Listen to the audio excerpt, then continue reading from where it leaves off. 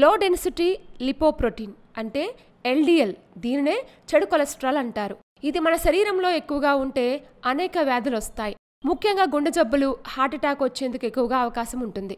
అందుకే చెడు కొలెస్ట్రాల్ను తగ్గించుకోవాలని మంచి కొలెస్ట్రాల్ అంటే హై డెన్సిటీ లిపోప్రోటీన్ లేదా హెచ్డిఎల్ను పెంచుకోవాలని వైద్యులు సూచిస్తుంటారు. నిత్యం కొన్ని రకాల ఆహార పదార్థాలను తీసుకుంటే చెడు కొలెస్ట్రాల్ పోయి మంచి కొలెస్ట్రాల్ పెరుగుతుంది. మరి ఆ చెడు కొలెస్ట్రాల్ను తగ్గించే ఆహారాలేంటో తెలుసుకుందాం.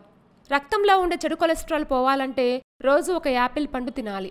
అందుకే అంటారు రోజు ఒక యాపిల్ పండు తింటే డాక్టర్ వద్దకు వెళ్లాల్సిన అవసరం లేదని. యాపిల్లో ఉండే పోషక పదార్థాలు లివర్ తయారు చేసే చెడు కొలెస్ట్రాల్ను తగ్గిస్తాయి, కొవ్వును కూడా కరిగిస్తాయి.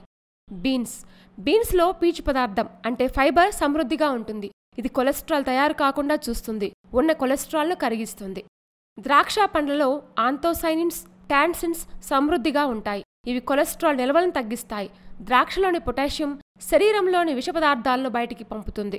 జామ పండ్లలో ఉండే vitamin C, phosphorus, nicotine acid, ఫైబర్లు శరీర రోగ నిరోధక వ్యవస్థను పటిష్టం చేస్తాయి, కొలెస్ట్రాల్ను కరిగిస్తాయి.